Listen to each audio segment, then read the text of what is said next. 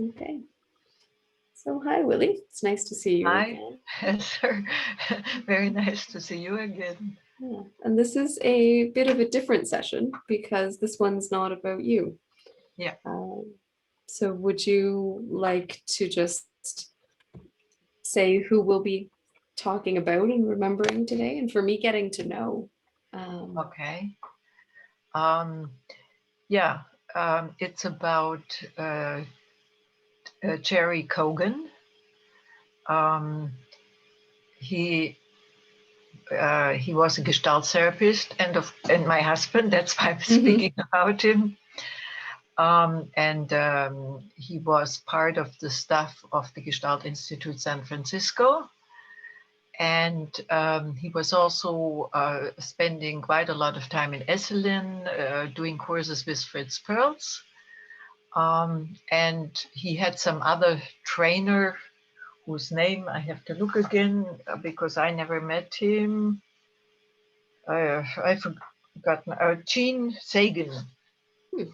He was teaching in Berkeley Gestalt therapy and actually brought Jerry, who was then working as a teacher on UC Berkeley. He was bringing him to Esalen to meet Fritz. Okay. So before we get into his Gestalt parts, who was Jerry to you as a human being? Um, well, almost everything. I mean, of course, Gestalt therapy brought us together.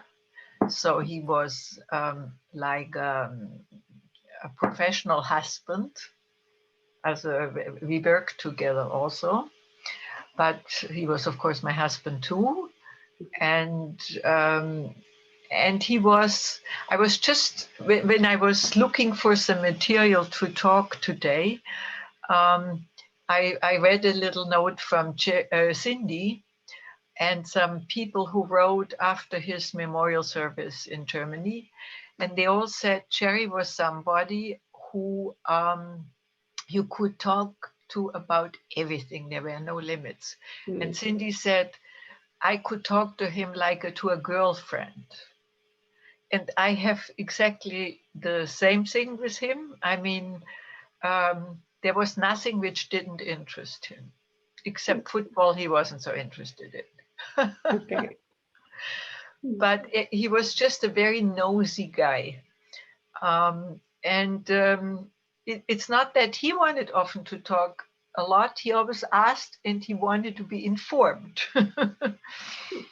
He liked to get stories.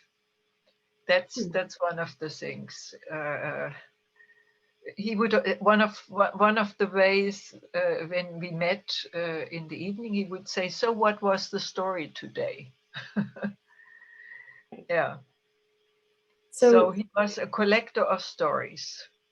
hmm, I was just thinking, if I ask you some of the normal humans questions, I wonder how that would present Jerry. I mean, what would you say some of his passions and some of his values were?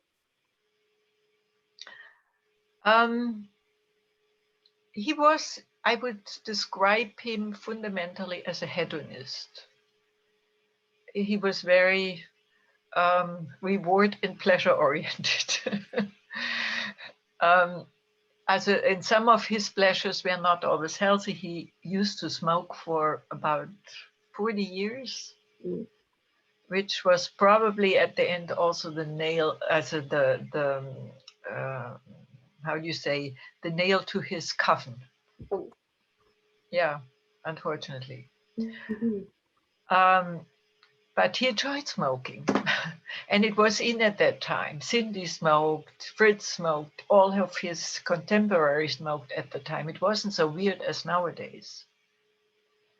Um, so that, and even he didn't, when we met, I smoked too.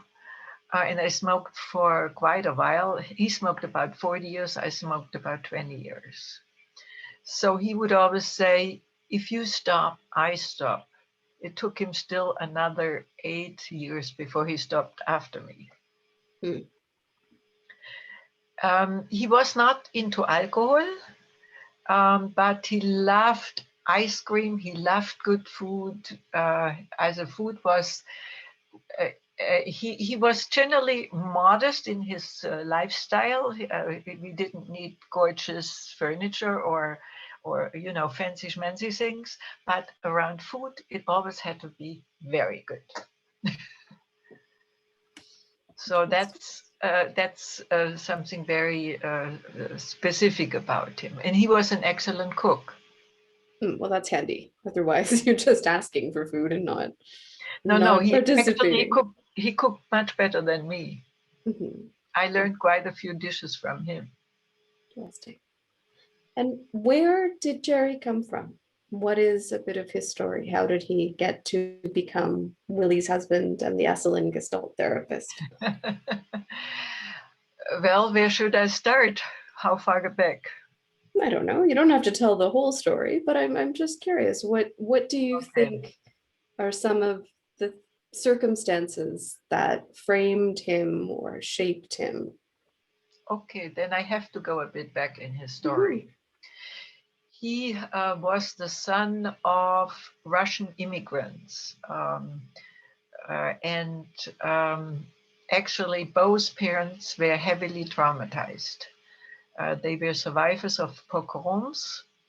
His father lost his father and four siblings in the pogrom, which he even had to watch. And he was around 16 when he left Russia and Europe. Actually, no, he was older when he came to America.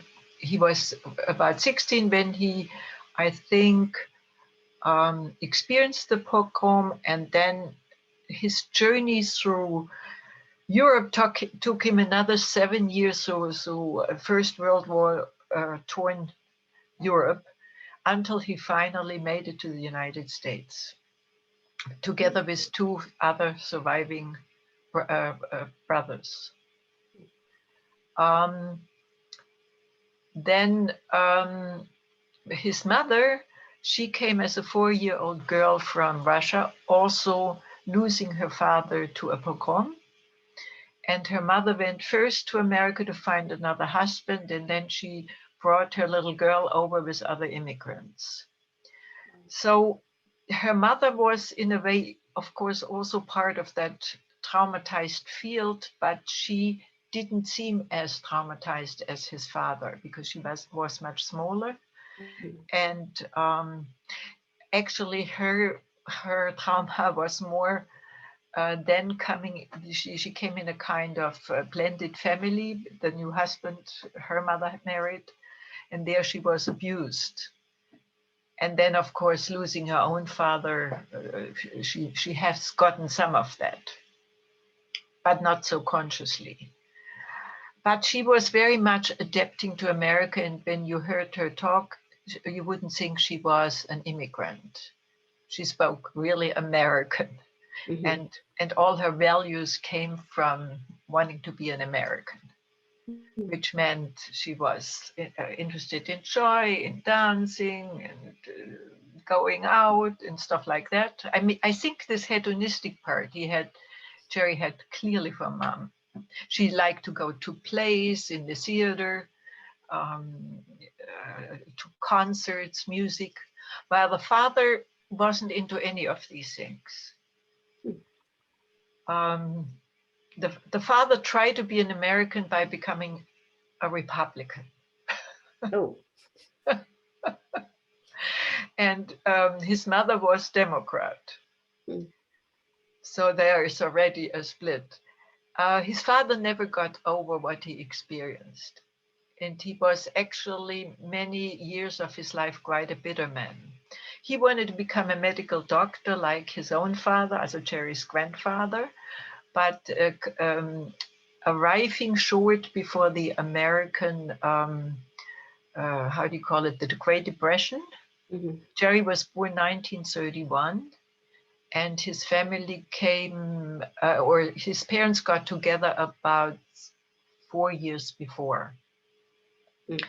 So short after the family was together and his older brother was born, who was 3 years older, um, basically at his birth, the Great Depression happened. His father became again unemployed. And it was a custom among immigrants. They helped each other, but not right away with top stuff. They had the idea you have to work yourself from the bottom up. So these Jewish friends, they met in these kind of ghettoish settlements they all came to. It was in their case, Philadelphia, but then they moved when Jerry was 2 years old to New York because they thought it was easier to get work there. And his father then became a barber. And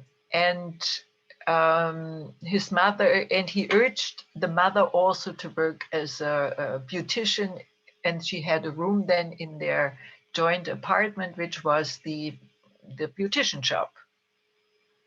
I mean, you took a crash course in these things and then you worked.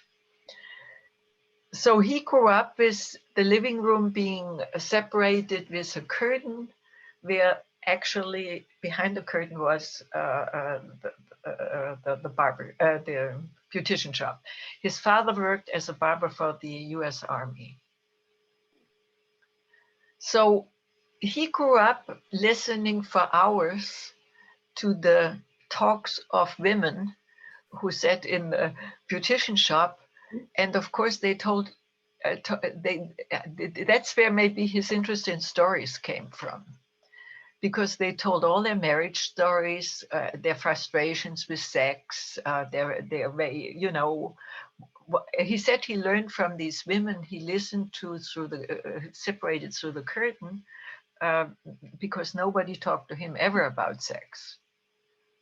But he heard all of that stuff and dirty talk in this in this And from hiding a place. women's perspective, he got Pardon? feminist from a women's perspective. Right, from a women's perspective, and that's why he was actually known as a women understander. Yeah. So later on, he sometimes told some of these stories he heard, and they had many jokes, and his mother was full of jokes. And his whole life, he would call her every Sunday. Later, she lived, when she and her husband then separated when Jerry was 6. And when Rose was old, so that's the name of his mother, she moved to Florida, like all the Jews from That's the New York. American dream. Retire Exactly. and move to Florida. Exactly.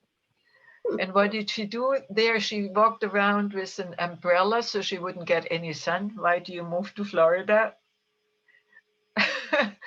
To play bingo.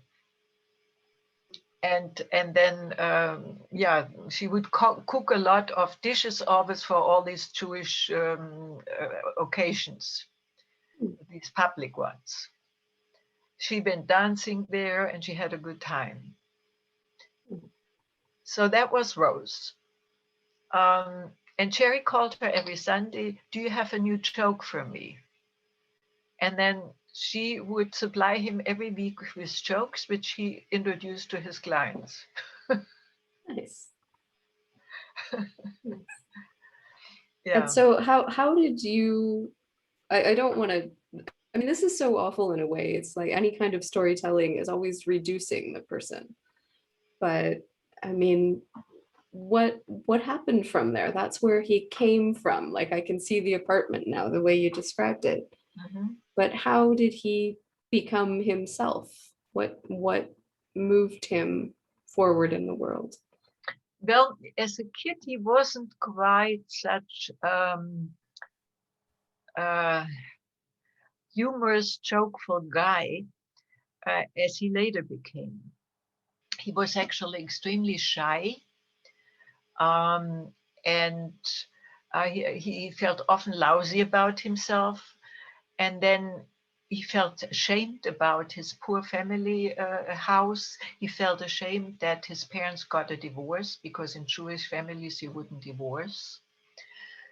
At his own bar mitzvah, his father couldn't come because he had gotten a different job in California.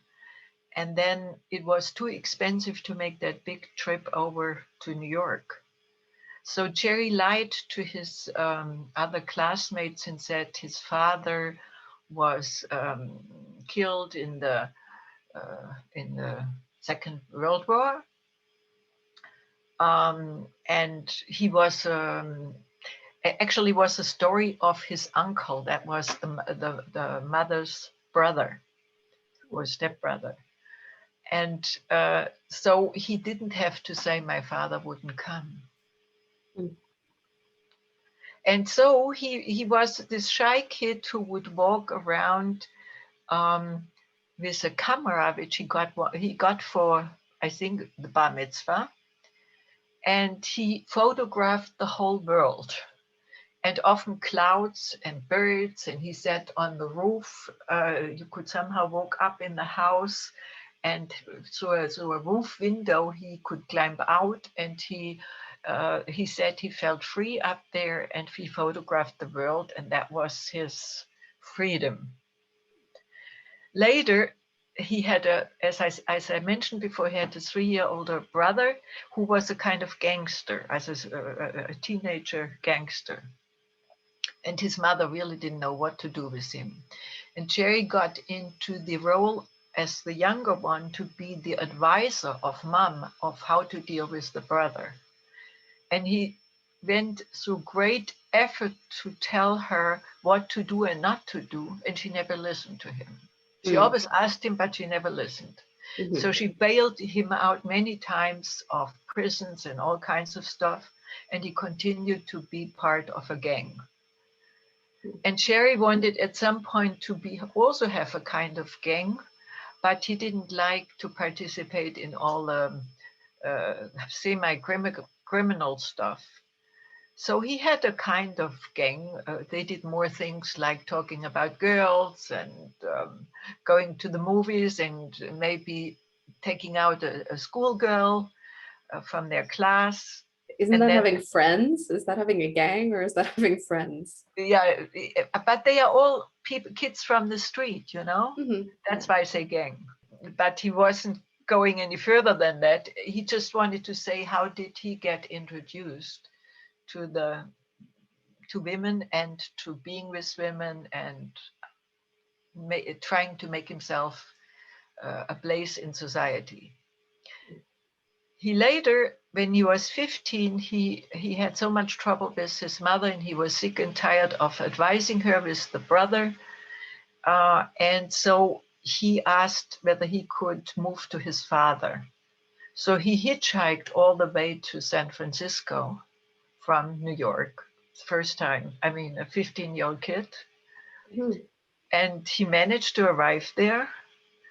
And he lived with his father and his then new wife, but had to live in the basement, which he didn't like. Okay. So he stayed a year and tried to make it with his father and his new wife. And he didn't like her cooking. She was from Hungary, and he thought the food was awful. And his mother was a wonderful cook. So eventually he went back to New York and finished high school there, and also started to study actually journalism first. Then came some kind of war. I think it was the Korean War. And he went to the army, to the Marines, and Mhm. he was located in Virginia, in the harbor of, I think I forgot the town, and they were, and so he got a job in the army as a journalist also. So he was supposed to write about activities of the army, but there was not much war going on because they were waiting to be called. So he was on a ship, and they went every night out, and he wrote stories about it. And it Hmm. was published. Okay. Eventually, or it was earlier than 1953, that Venice was just over. Then he was actually released, and he moved again to California. And in California, he lived for a short while with his father again, who was then again divorced. um, and then he went to San Francisco State University and studied psychology. By then, he was not interested so much in journalism anymore. He was interested in psychology. So he made his BA, I think, there, and the MA and PhD in UC Berkeley. And by that time, we are already now, this stretched for many years, this university time, because there was no money in his family, not whatsoever. So he always had to work at night in a pawn shop. So that's the job he got. And he has many good stories from that. I'm sure. How they try to sell things which are actually not so worth so much, or his boss taught him many ways of selling things, and so on. And he had to often watch, and then he watched the whole scenery. And he had many, many funny stories. So, and then he was maybe around that time, he was 19, no, yeah, 19, 20, 21, and he wanted to have a girlfriend. So he went to the Jewish center, dancing like his mother used to do when she met her husband in New York or in Philadelphia. And so he went in San Francisco and he met his first wife. She was a refugee from Germany. Her name was Judith, and she had survived the war in Shanghai and lived there in a kind of Jewish ghetto. There were many Jews living in a ghetto in Shanghai. There's actually a fantastic book about that, written in German. I can once send you if you're interested. It's a good story. Where a woman writes from a similar person like his wife, surviving in this Shanghai ghetto and describing the scenery. So his wife came 1947 to America, married the first American she could find in the age of 15 or something, because she wanted to get away from her parents and finally live. However, that guy, she wasn't really in love with him, but she got 2 children. And he was not very nice to her, and then she decided to sneak out of the house and go dancing. So she met Jerry on the dance floor. And he, a young, unexperienced guy who wanted to play the rescuing prince, eventually felt so compassionate with her terrible story, and he invited her to stay with him. And then she said she can't separate because of the kids. And then Jerry said, okay, we get the kids over to me. And eventually she moved with both kids to him. But before that, the father didn't allow the kids, the father of the kids didn't allow the kids to go with the woman because he wanted the woman back. And eventually she would suffer so much that he agreed that the kids could live with Jerry, but he did that only if he wouldn't have to pay alimony. So he obliged Jerry to pay alimony, and so he would be free and off. So Jerry did that. Even he wasn't the legal father, he was paying alimony for the livelihood now of a 4-person family, including himself. Wow. So he had to work many, many nights in this pawn shop, or he went also to be a waiter and a photographer, because he was a hobby photographer. and in order to pay his way through college and through university. Hmm. So by the time he was in his doctoral program, and that is maybe, wait a second, no, that was still his master's. He he heard about Gestalt therapy through this Gene Sagan, who was one of his teachers in the university.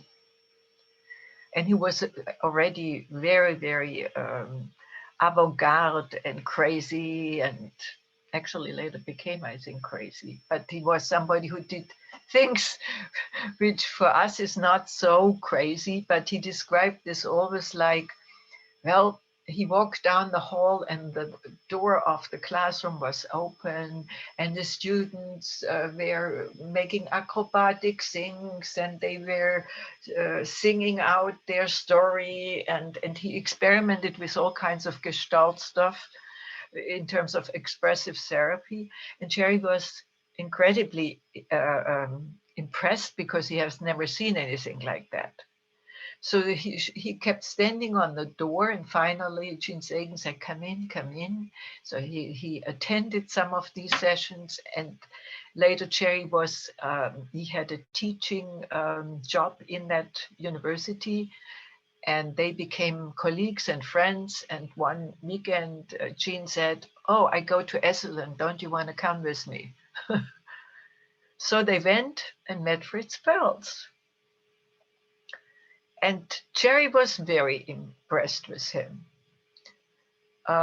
Again, he described him as somebody, called him, he looked to him like the prototype of a Viennese analytic person with this long beard, and we know the pictures from the films.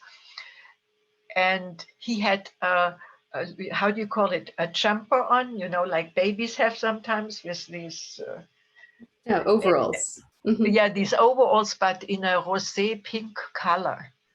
As Okay. I mean, there were all kinds of pictures from Fritz with all these funny things he wore.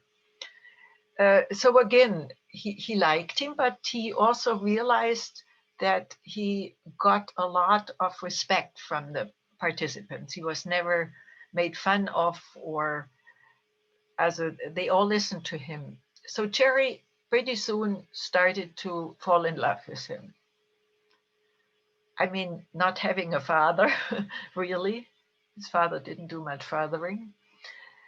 Um, and Fritz he liked because with some people he was very harsh. He didn't like that, but for some reason Jerry and Fritz got along fairly fast, well, because Fritz appreciated jokes, and in the breaks they talked to each other. And Jerry told him about his wife from Germany, and then they exchanged some jokes, first some German ones, then later on some from his mother. And from then on, Fritz loved him. So he was never getting the harsh treatment. Mm. In fact, one of the things Jerry was always telling, he always asked somebody to come to the hot chair. And so one time he asked Jerry to come forward, and Jerry was totally speechless. He didn't know anymore what to say or ask. Uh, so Fritz said to him, "I don't know why you think so little about yourself." Just out of the blue, he said that to him. And that was the nail of his story at the time. And from then on, he went regularly there. And he wanted to follow Fritz. Then the years passed, and he was in between going for a year to Asia and teaching in the Far East, in the American, in the how is this university called, which taught for the which was where all the American soldiers went to. They had in Heidelberg also a department. Now I forgot the name. Maryland. So he worked for Maryland, Southeast Asia. And his job was as a psychologist to bring soldiers back to a readiness to fight because they took marijuana in big amounts. Would you say that there's anything you'd like to add about Jerry's history and how he came to be Jerry before I start asking you a bit more about his Jerry in Gestalt life? Yeah, maybe the following. When he started psychology, that was in the very beginning of the 60s, he was very, very interested in any kind of psychotherapy available at the time. Uh, Not only stimulated by these studies, but also he looked also for answers in his own life and how to live his marriage better. Because it started already then that his wife and he drifted more apart. She was not at all interested in psychology and his new career, so to speak. She was more a business type woman, and I mentioned she liked to live and have fun, and not was not interested that he keeps studying forever and ever. Um, he thought at some point, so Cherry, in the meantime, not knowing yet completely her dissatisfaction with his studies. I mean, it had a lot to do, of course, with that he was continuously gone. I said in the night he worked, during the day he studied. He got trained in psychoanalysis, in Rogerian therapy, involving in all kinds of body therapy, Reichen therapy. He tried it all out on himself. And then he had the idea they could have marriage counseling somehow with the background of some of these things, like Rogerian therapy as a background. Oh, he was also meeting Virginia Satir, and that's where he got the idea from. And his wife completely rejected everything. She wanted not to reflect their marriage. She thought it was wasted time. And so they had less and less to share. So the year after he met Fritz first, 1964, so 64 he met Fritz, then he continued to see Fritz as often as he could, going down to Esselen and continuing with this friend colleague Jean Sagan, where he got exposed also the first time to Gestalt therapy. He said the summer of 1965 was the summer of big separation and big meeting and connection. So these two polarities dominated the summer, big sadness and big joy at the end of the summer. His wife decided she wanted a divorce. She couldn't follow him anymore. And that's something he had never considered. I mean, he believed that with the help of psychology, everything could be done. So he was in big shock, made a trip to Europe alone, which was considered to be their joint trip. And when he returned, he came to the acceptance of this separation and then following a divorce after that. And he immersed totally into Gestalt therapy, into self-exploration, self-realization, trying to connect his potential wherever possible. That was also, I mean, he was in a way getting a lot of support from the movement at the time, human potential movement. And so he started to paint. He started, actually, I could maybe show you two pictures which are in the room. I'm not sure they could be visible. Let me see. No, I got the wrong thing out here. So it was a kind of abstract painting. These are two types. From he studied that in a summer of 3 months. He lived in Mexico in Tepoztlan. And this painter was also a refugee from Europe. He was already quite old then. His name was Rudolf Rey, and he was a student of Kandinsky from Vienna, Vasily Kandinsky, and he was into Dadaism. But then he developed a method, and that fitted very much for Cherry in his psychological endeavors, called soulscaping. He painted, for example, he tried to really conceive a person very realistically and painted a beautiful portrait, for example. Then he destroyed it again by putting color over it. Then he made a more abstract form. And this could continue maybe 10 times, always color over the former picture. And every time he would come to a bigger abstraction. And at some point, he was satisfied with the result. And of course, you could hardly recognize anymore a portrait. But what he said, what was left was a soulscape. He tried to, in a way, catch the core or the soul, the lines and the movement of what he perceived as the soul. And Cherry was extremely expressed with that.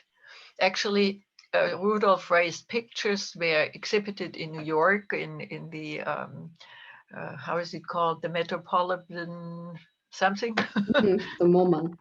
Yeah. Mm-hmm. And in Europe, there was last year or 2 years ago, there was an exhibition in Vienna.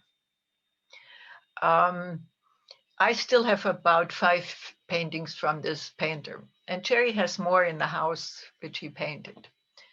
So he was he developed a lifelong interest into the core, into something what with the soulscaping was intended to be seen was a core soul. In a way, fitted the Gestalt idea of when you work in Gestalt therapy, you peel the onion until you come to something essential. You can peel it, or you can add more layers of paint. Yeah, right.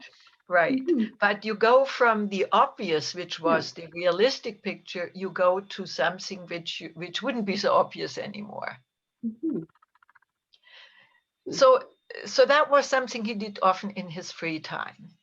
Then he wrote poems. He published a whole little book on poems. It was called God in a Red Machine. I just read you a small one which he wrote for Fritz's. As it wasn't directly addressed to Fritz, but more a bit about their joint background of being Jewish. And when Fritz had a memorial service in San Francisco, he sent that in for his book, which came out. So the poem is called The Shrine. Dried wheat in a small ceramic pot, an old mirror, and a strange city of clay bursting through the ruins of yesterday. Yishkada, Yishkadal, Shma Rabava, oder Rabba. I intoned the ancient Hebrew prayer for the dead. Shivers.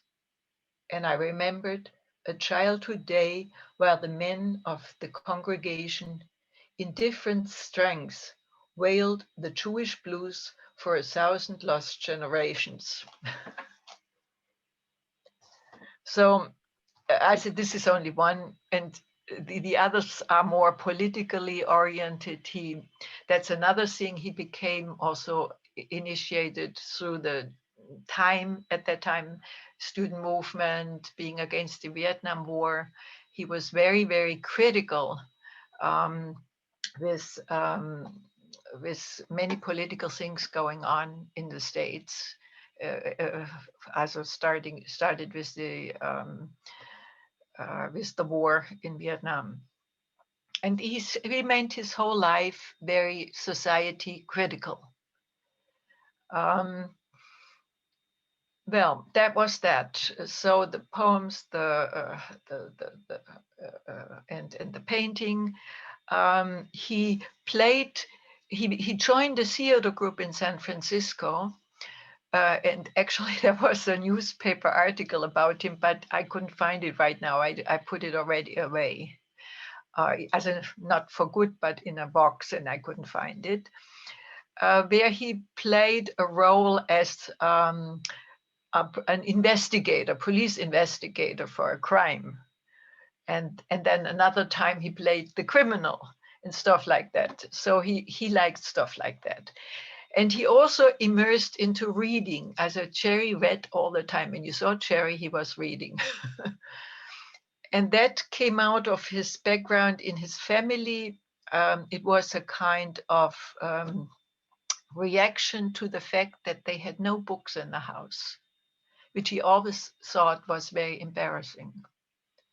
And he was so interested, so he borrowed every place books to read. In the beginning, very without discrimination, and then he got more and more into novels, especially life histories. I mean, that got more in his later interest. He was always interested in stories of people, life histories. And that was, by the way, one of my interests, and that's how we met too, and introduced the processing Gestalt therapy, later on biography as present experience. Because we felt in Gestalt therapy the sense of total existence was often missing, because we always worked on pieces which were foreground.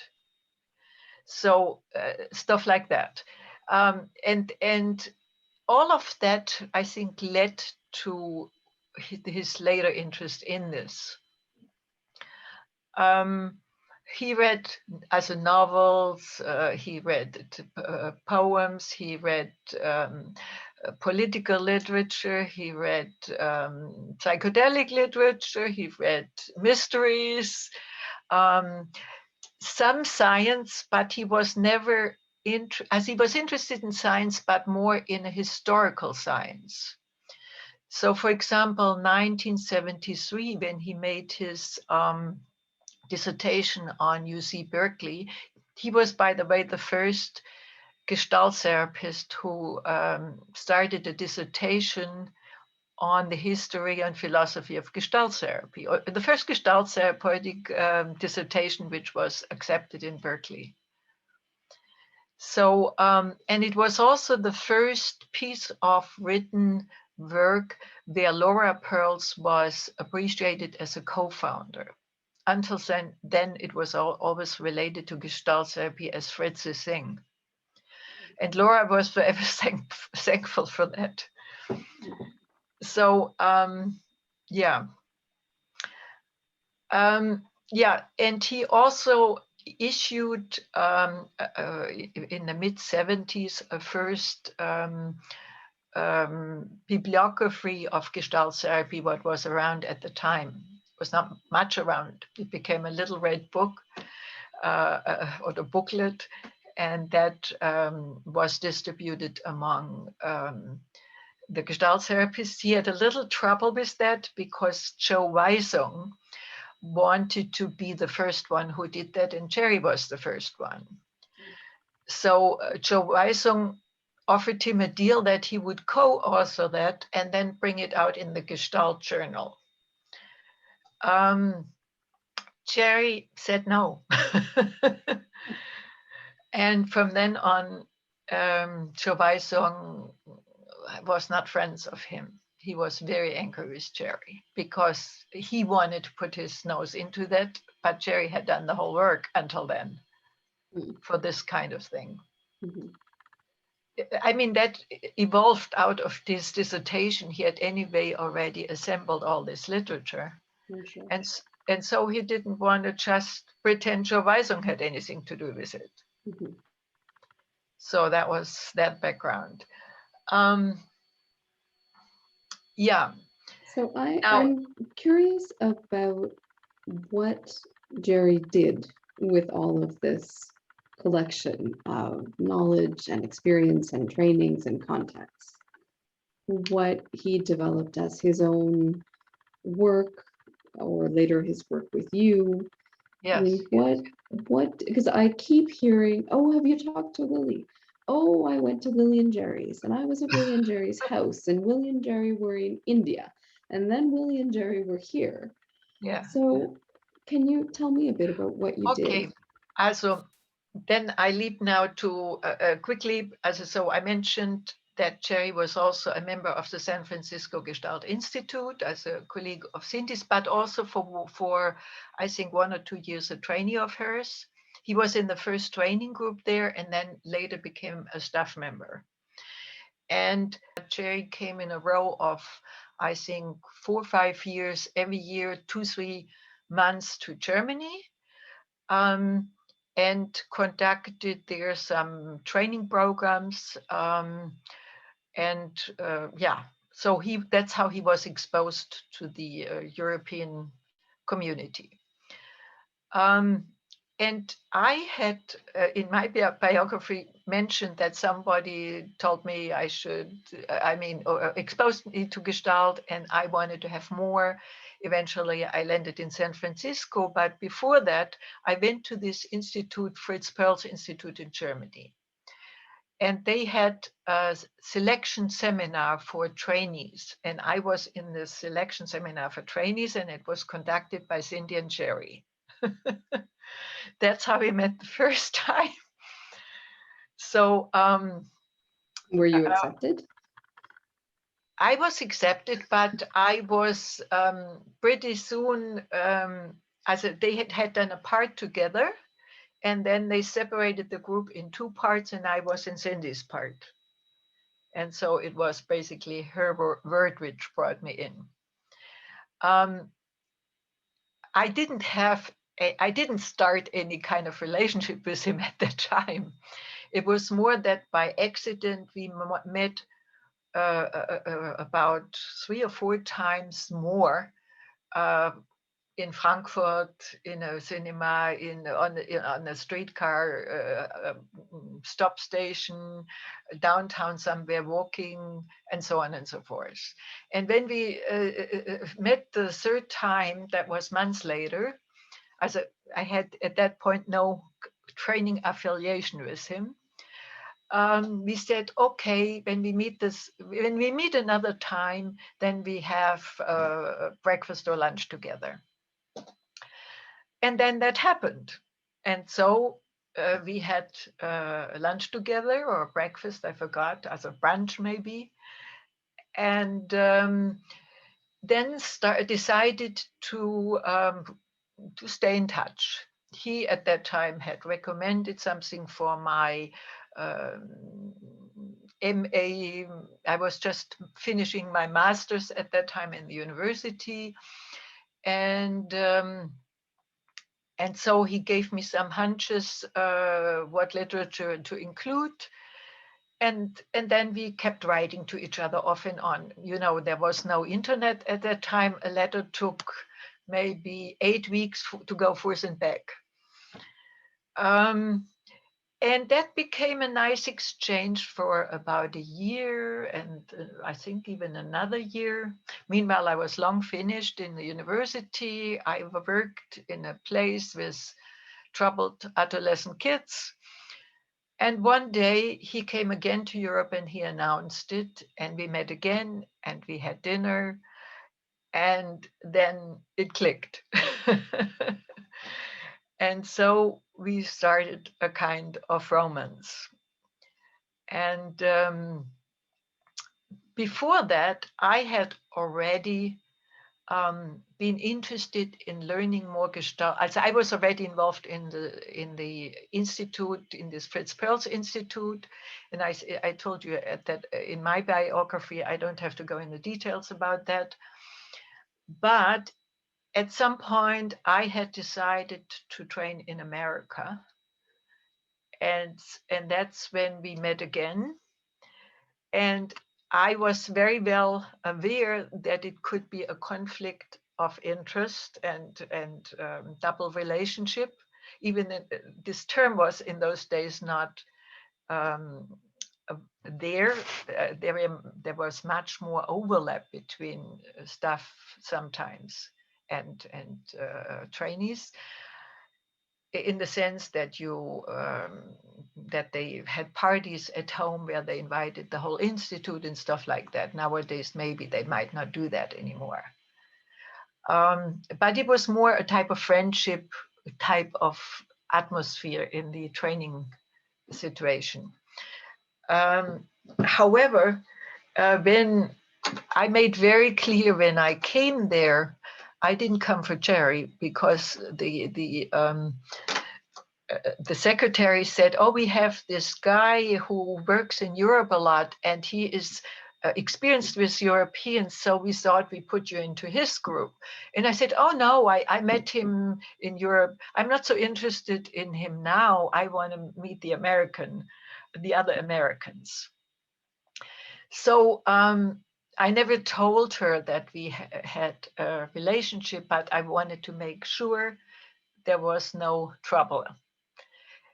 And he also, when they had a staff meeting, said, "Yeah, I met her in Germany. I think it's better for her to get a broader picture, not to interject one style." So from both sides, we worked on kept keeping this separate. Now, even Cindy was not involved in this for some time. At some point, she was. There was only one guy involved, which was my individual therapist. He knew, but he kept it under confidentiality. And I called Jerry a different name in my group if I had to work on an issue. That name was John. So, so going back to Jerry again, I don't know exactly what he did in those years. There was a parallel group where, by the way, Selma from Brazil was in, and later the two groups were joined. I think it was in the second year, and Selma and I were in the same group. But Selma was then in Jerry's group. And our groups never really got Jerry as a trainer. There was only one evening of supervision when we had in this drop-in clinic they had, and we had to always work with people from the street. Another trainer became ill and he jumped in. And I tried to be as withdrawn as possible so he wouldn't have much to say about what I did there. That was the only time we had for an evening overlapping teaching situation. So anyway, but then at the end it came all out. Somebody saw us after work going in a restaurant and then pointed that out to him. One has to say the Gestalt Institute San Francisco was the first institute altogether who had ethical rules. And that resulted out of some overstepping of boundaries from former training staff. And all the women of that institute had pushed for that. So that was quite progressive for the time. And you had to pick the one institute that actually would have said anything. Pardon? You had to choose the one institute that had ethical rules. Yes. Yes, but it influenced me a lot. It gave actually some body to what I felt intuitively what could not happen. I Yeah, I realized mean, I appreciate how careful you both were about that. because That's it would have meant I wouldn't be free to train. That was supposed to be my development, and I chose. It was a long dream long before I met Cherry, and I didn't want to have that spoiled to something like that. And I didn't want to go at that time to Los Angeles. They had a total different setup. I wanted to go to the Bay Area because in all my dreams, that was the place of that was the mecca for human potential. So anyway, so at some point my training was over, and I stayed altogether 3 years in the Bay Area. And so the question is, what then? Our relationship wasn't quite ready for us getting married, and I couldn't stay any longer because of the visa. So I decided to go back.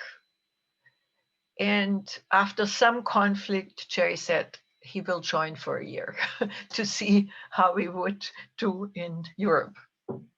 What happened almost like as a synchronicity was that he got involved with another colleague of his who worked already in Europe, and they had some training programs not um, not fixed to any institute. I mean, in Germany, there were only two institutes at the time, and a little later came a third one and a fourth one, but it was very limited.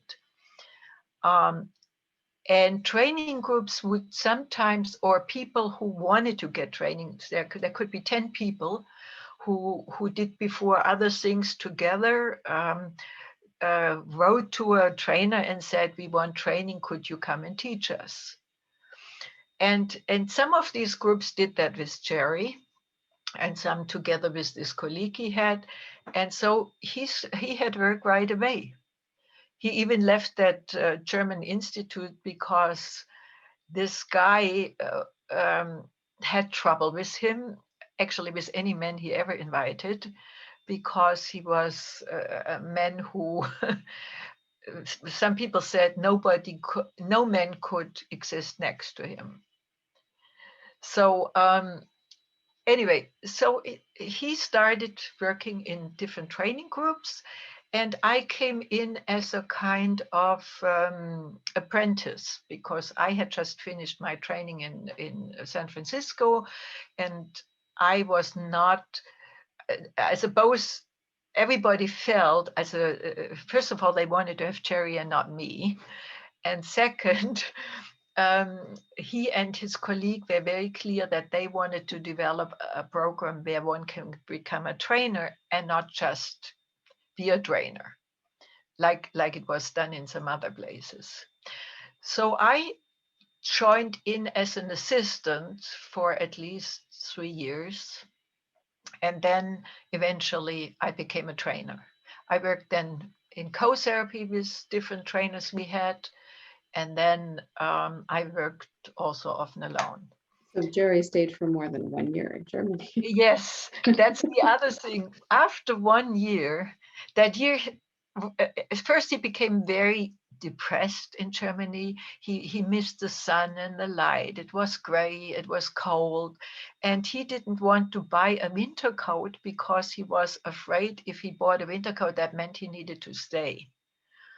And so he wanted to leave the door open to go back after a year. But then we had about 4 or 5 groups, and he had a commitment to them.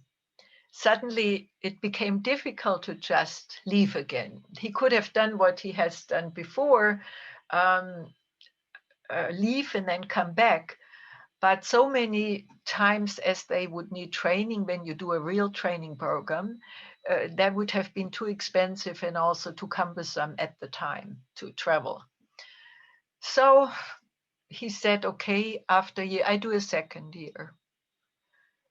And then we started to have an apartment. And then there was a lease, which went longer than a year. And out of all of these circumstances, more and more things which asked for commitment came in. Then this guy, meanwhile, from the other institute where Cherry was the first time in Germany, whose name I'm not naming now in order not to, he's still alive, but he became nastier and nastier. He realized there was competition, and he didn't want any competition from unless he invites them in. So he did what he could to, especially a thorn in his eye were these foreign trainers into Germany. I mean, he got them initially because nobody in Germany initially had a Gestalt training. But then he didn't want that they continue. So he started to speak very nastily about him, and it was really trying to spoil his reputation. And one of our trainees was once in such a seminar of this guy and heard all of that. And then apparently he's threatened he's going to do something legally to cut their possibility to continue to work in Germany. And this guy calls us very early on. It actually called me. Cherry was at that moment for a vacation in the States. It was Sunday morning, 6 o'clock. And I said, oh my God. And this guy was very excited and said, you got to do something. You got to do something. This guy is going to bring Cherry to court because for working without a working permit. So I called Cherry and told him that, and he was also very excited because he was supposed to return in 1 or 2 weeks. Then he decided we should call a lawyer. So I asked with some friends around, and actually this friend of mine recommended a lawyer who became later on the lawyer of this Red Army, this terrorist group, you know, known as the Red Army Fraction. So maybe having these people as their clientele made him more paranoid than might have been necessary. However, he recommended to Cherry and me that we should at least get a formal marriage. That would be the easiest way for him to return to Germany without trouble, because otherwise he thinks maybe already some police would wait on the airport for him. So I told this to Cherry, and then we considered what to do. Then I called doesn't matter. In Germany, it would have meant 3-4 months waiting because Cherry was divorced before. And in Germany, it was a law at the time when you wanted to marry somebody foreign to examine in front of the Supreme Court all the paperwork from before, because we had different situations where people from Arabic countries still had a marriage and married somebody from Germany. So you always wanted to make sure they're really divorced. So Cherry said, well, I don't want to stay 4 months in Berkeley. So here it takes 2 days. Why don't you sit in an airplane and in 2-3 days he can be married? So that's how we did it. All we needed was a test against syphilis. AIDS was not around at that time. And that was it. I had to wait for 2 days to get the results of the syphilis test. It's one test you want to fail, right? And then we were married in public hall. And a friend of Cherry's became our, how do you call it, minister, because all the people from the San Francisco Gestalt Institute were at the same time ministers of the Universal Life Church. I think I mentioned in my biography. So Alex was doing that, and then Cindy made a wedding ceremony for all of us in her garden, with the whole Gestalt Institute and the trainees being invited, and married we were, and returned after a week to Germany. And no further legal things happened.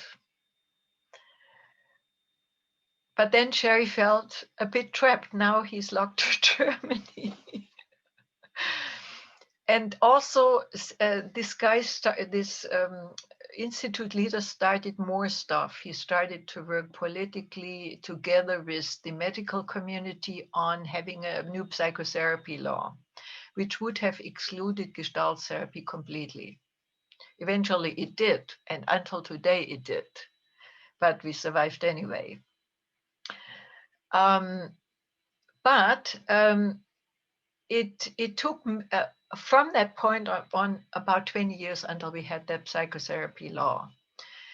And the Gestalt therapists in Germany in the 80s, beginning 80s, they became more and more nervous. They thought it would happen like tomorrow.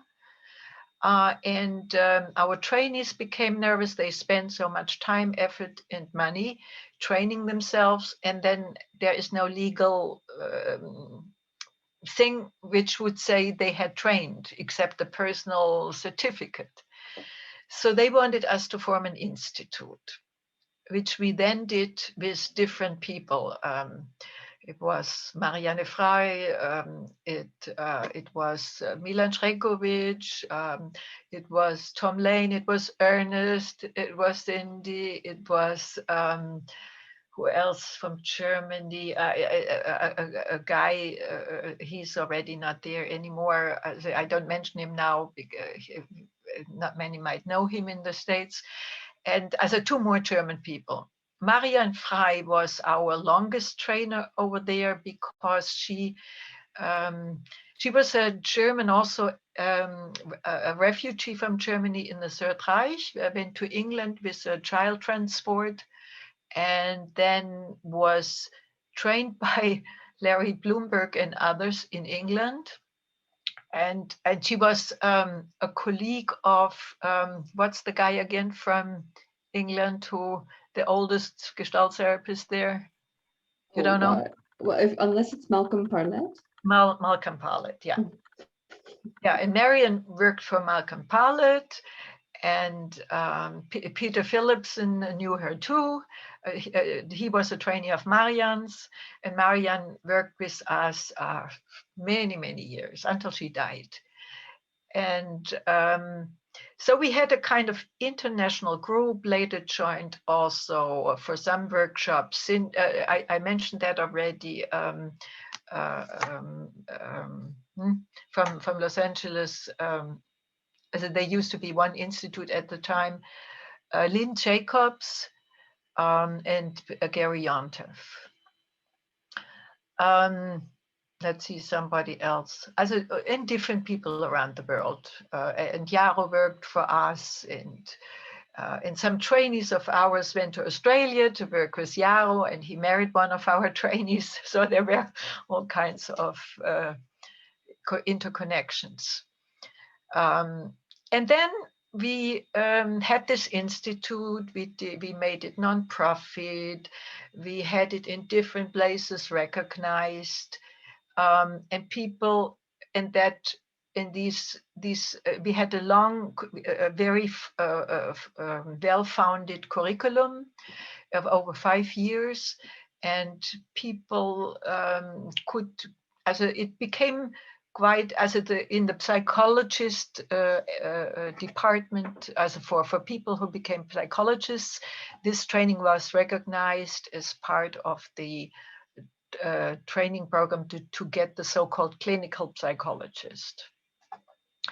So which was at that time still a different program as nowadays, because we didn't have a psychotherapy law then. But we worked in all of those things, and then it became more difficult in Germany with this other guys threatening more and more things, and trying always legally to stop institutes, etc. So Jerry decided, we talked then to different other institutes which had formed in the meantime, some also led by Americans. What can we do? And And then Cherry said, I know this one German professor of psychology in Hamburg, and we talked already. Why don't we form a separate head organization? So Cherry said, well, why become depressive? We could do our own counter thing. And that was the German Association for Gestalt Therapy. And that was formed 1985. I think so. I can look it up again, but I think that was the year. And that became eventually the biggest head organization. It totally outnumbered this little group the other guy had. We had at the end 13 institutes, and we had yearly conferences. Yeah, it was actually a very good thing. And Jerry served in the committee for training and admission, and I served in the first 5 years in the officers, well, how do you call it now, in the AATT or IATT, as in this ruling group.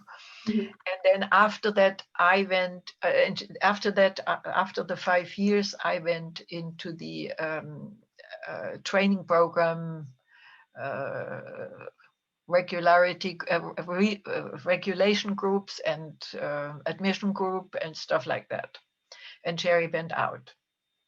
That's by the way typical for Jerry. He was often an initiator of many things.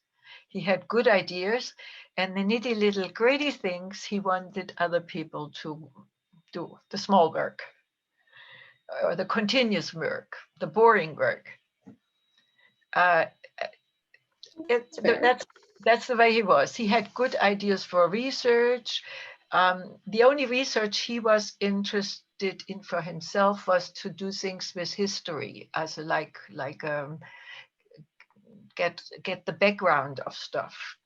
And I think his writing from the dissertation, and he later on wrote a quite nice article in the first handbook of Gestalt therapy by Hedger Himmelstein.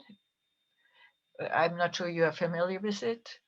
That's where his article on history and philosophy of Gestalt therapy appeared. But then once he had done all of that, and he had to deal with a lot of new things in Germany and writing curriculums for our different new training groups and supervision and this and that, he simply had no time anymore to do research things. He wrote here and there an article, but he was more interested in training and getting his teaching across. And he also enjoyed that more. He also, I must say, was 20 years older than me, meaning he was a bit in a different life phase. See, I was in a way developing my professional career, and he wanted to do less. So he was not into, and he was not associated at that time anymore with a university, because he had left in America his teaching position in order to come to Europe. Yeah, so training and psychotherapy was what his real thing was, what he really liked. And he had a big community of fans and followers. In Frankfurt, he finally got, and when there was a psychotherapy law that was in the year 1998, he got the admission to become a legal psychotherapist. And so in our practice, we decided he goes for the grown-ups, I go for the kids, so we can join this thing. I can sometimes work with the parents or the kids and do these sessions, or we can do couple sessions together and so on. that was a lot of work, and we supported all our trainees, which by then we had already, when that happened, yeah, we worked almost 16 years in Germany, or 17 years. There were many people to be supported into getting into this grandfather transition solution. Some of them you might know. You heard of Bernd Bozian, who wrote this biography of Fritz. You know about him. I think you might even have interviewed him. No? That's another one to be interviewed. He was one of our first training groups in Düsseldorf.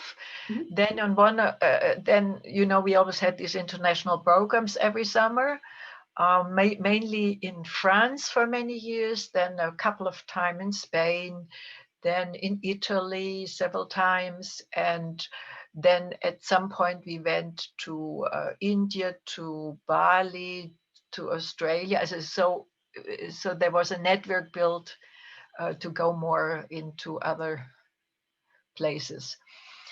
And Bernd married at some point, but I'm not sure meeting his wife had not really I think it might have had originally to do with Gestalt, but his wife was not a Gestalt therapist, but he married an Italian lady. And in Italy, he connected with the Italian Institute in, where was it? Was it Bologna or in Syracuse? And he teaches for them nowadays too, and with fun, with this whole group from them. So with all, I mean, it's huge, everything that you're talking about in terms of the energy, the investment, the dedication. Yeah. It's an entire life. It's a professional and a personal life. Yes. So I'm wondering, I mean, you seem to be giving me a little bit of the structure, but what are some of your happiest memories, or not even happiest, just some of the memories that stay with you, the stories that have stayed with you With Jerry. about doing those things with Jerry? Doing these things, yeah. Well, I had mentioned that in my biographies, and I can say this about Jerry's biography. I think we both enjoyed most our long training programs. We had these intensives of 2 weeks. We also had during the week some intensive of 1 week, which usually happened in Germany. But the longer intensives of 2 weeks, we had usually in other countries. And the German groups were also present there, but we always had international people there, I suppose, for trainers, as well as like an international group. And at some point, we entirely had international trainings where one international beginning group with a middle group and a supervision group was existent.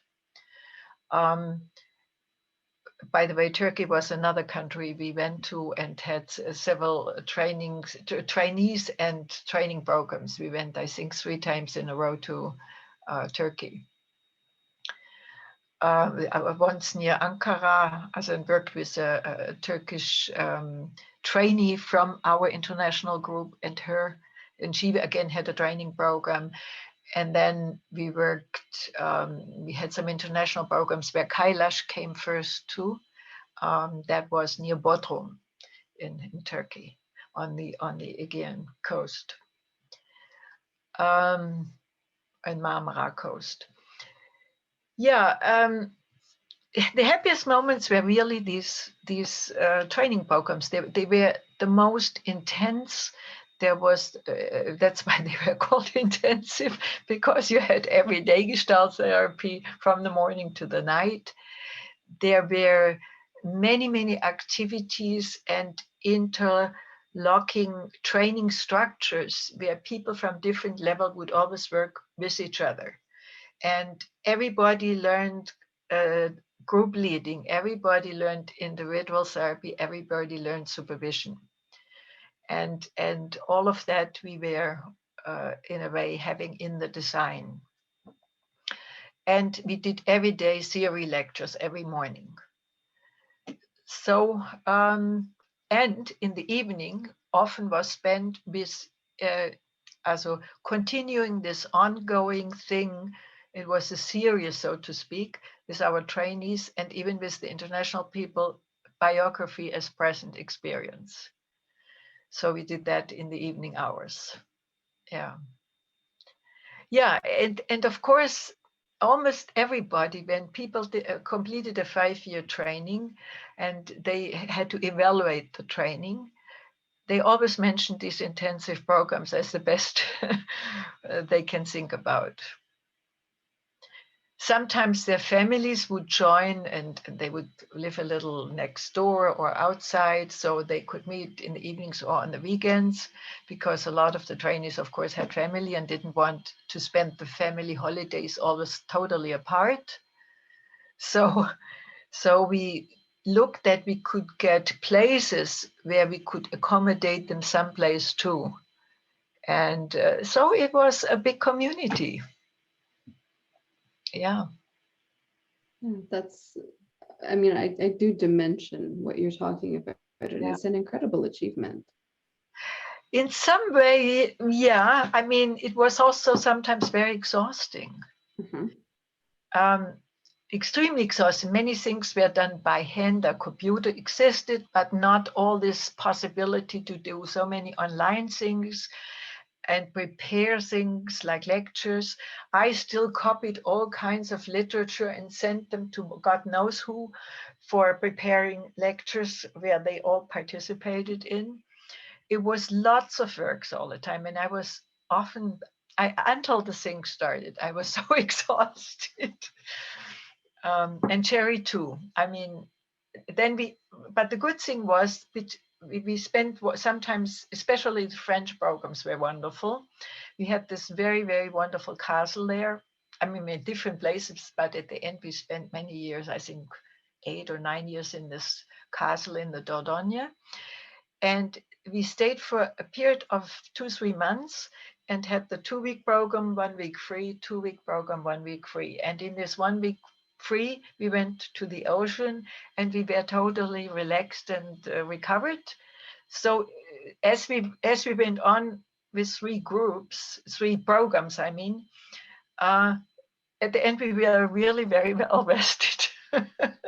I mean, living in a castle also doesn't sound like a lot of That's hardship. It's wonderful. Mhm. It's wonderful. I mean, yeah. I mean, it was not one of those. I mean, the German trainees, for example, have always something to complain, as you know, and they saw it in the corners where spider webs, and it wasn't quite as clean as they wanted it to have. It's a castle. But it was a most wonderful setting, and Mhm. it wasn't like for example, the Yontefs, not the Yontefs, the Resniks nowadays, for the last 40 years or 45 years, I forgot now how long 49. 49. Yes, they do these European programs. Mhm. They usually, as they had in the beginning also more basic settings, but then moved into more and more luxurious places, which is nice. So probably their setting was maybe internally, maybe a bit more sophisticated from the service. And ours were sometimes improvised more. Um, because it was simply not so. Nowadays, they make all seminar houses chic and wonderful and showers in every room, but that wasn't at that time every place. Yeah, I But mean, we had that's good something food. that I'm noticing as I'm listening to you. I'm just thinking, the how fortunate the circumstances that you experienced, the both of you, but also just the possibilities. I mean, even speaking about an international training career that involves whatever Jerry could make just working at nights. Most Yeah, people couldn't put themselves through school on that anymore, let yeah. alone fly back and forth from Europe to America. And Mm, it's mm. just what was possible. Just the economics of it strike me as from a different time. Well, there was not much economic in it. That was the trouble. As the programs where the German groups were involved, they were actually you could live from. I said Mhm. not wonderful, but because we had a training model where always two trainers worked with each other in these international programs. I worked with all kinds of different people from different places in Cherry, and we switched in each week the co-therapist. Now, it would have been more economic to do that alone. Um, but our idea was to create a community, and that was happening in this way. And in the international programs, where a lot of the trainings were from the third world, or at least we often looked at about 40 to 50% were from the third world. We gave scholarships. So with the participation fee of the Western people, they compensated to that extent that we had at least our expenses paid, we food and housing and flights. But we didn't really walk home with income. So that was not endless to be done. I mean, it would at the end, we were required to do more things for money. How can I say, as we got a we couldn't do it so often anymore. Also, Jerry got sometime in 2004 was the first time he got sick, and then and then he still did after that sickness was over a program in India, but then it worked up to him becoming very sick at some point. I mean, he recovered almost from everything again. And that was another thing I can say. He had this rebounds ability in him. Something happened and he got himself back to life, and he enjoyed life very much. Um, but that could only be done a certain amount of time. And I think I said before, also some of his for a long time kept habits, the smoking, was finally paying its dues. That he got this congestion of the heart with about 8 centimeter long clogging, and then bypass, and then followed one thing after another. Hmm. Unfortunately, however, then he did more stuff in Germany, and still 3 years before he died, he still did a little supervision group in India. During the time we did an Ayurvedic treatment for ourselves there, and we met Kailash and some other people, and we celebrated his 80th birthday. That was 2.5 years before he died, in India. So he still made it there. And actually, that picture did not look so bad. He looked pretty. Let me see. Do I have a picture from? Yeah, I have a picture from him from that birthday. He looked pretty satisfied.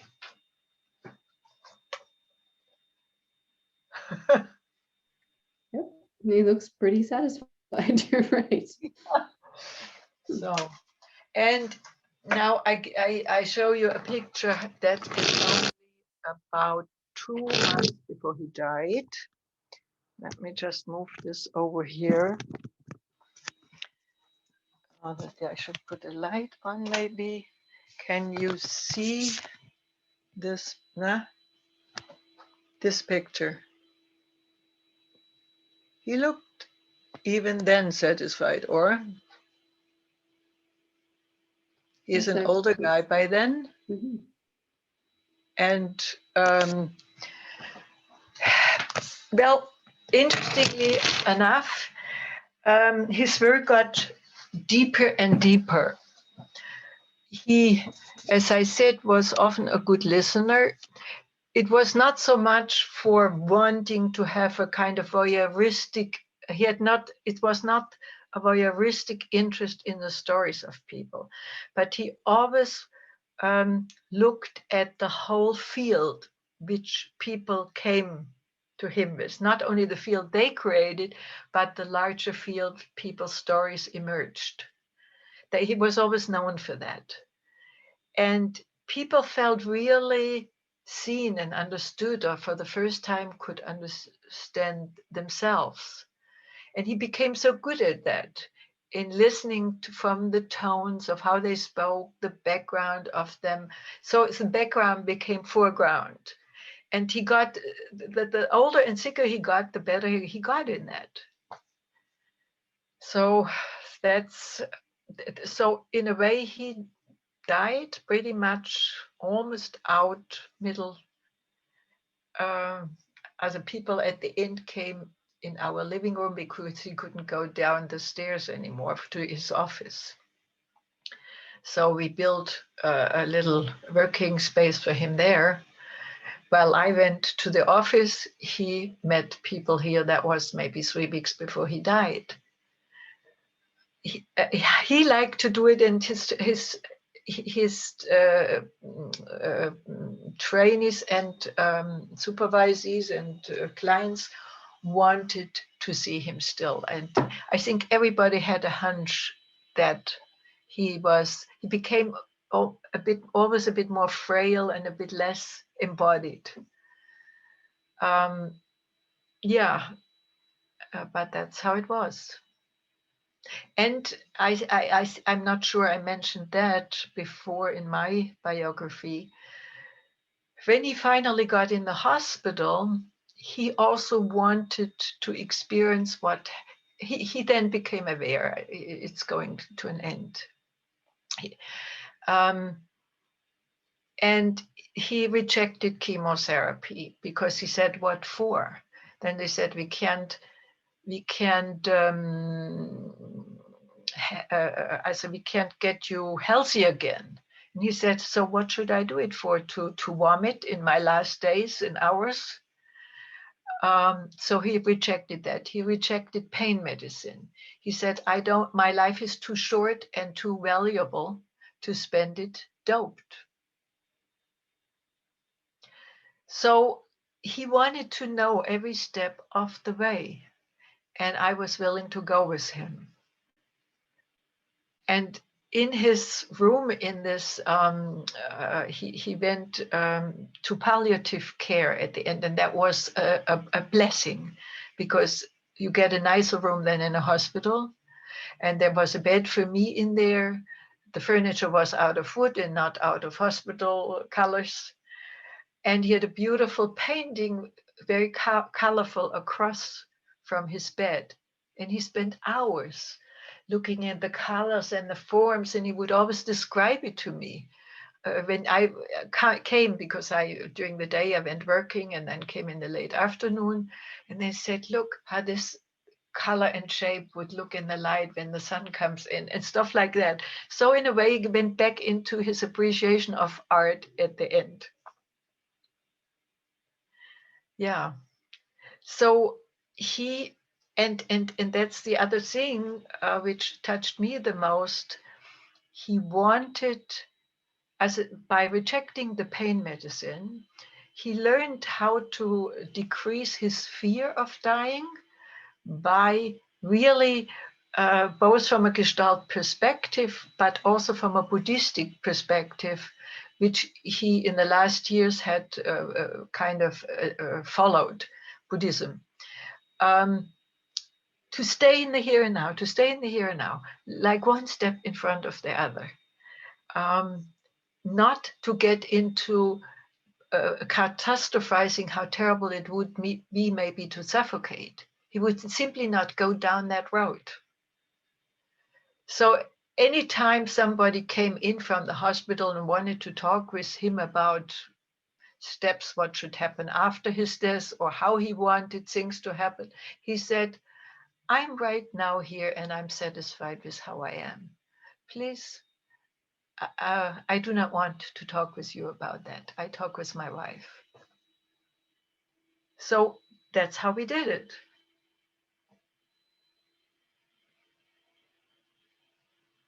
Yes, that's a whole other series, is how Gestalt therapists come to their end. Yes, And yes, whether we practice what we've been learning this whole time, or yes. how much fear, how much acceptance, how much non-judgment, how much being in the present is tolerable. Yeah. So It was about until 3 weeks before when he finally realized it might happen. And then he said to me, do I have to die? And I said, I'm not God. Um, but let's aim for that you can come home. And then he said, okay. But he basically accepted it then. And then came this thing, he stays in the here and now and here and now. And there was a young doctor who liked him so much. He sat in the morning with him, and Jerry listened to him. And the doctor told his whole life story to Jerry. And Jerry gave some ideas to him, here feedback, there feedback. And so in a way, the whole staff was in a way so present with him and loving. That part was wonderful. There was one doctor, I mean, they had their staff of different doctors who was very shitty, but I'm not mentioning him because I think I told that scene in my biography. But there were his main caretaker, as the male nurse, who was able to lift him, and one of the young doctors who was actually from India, partly English and partly Indian.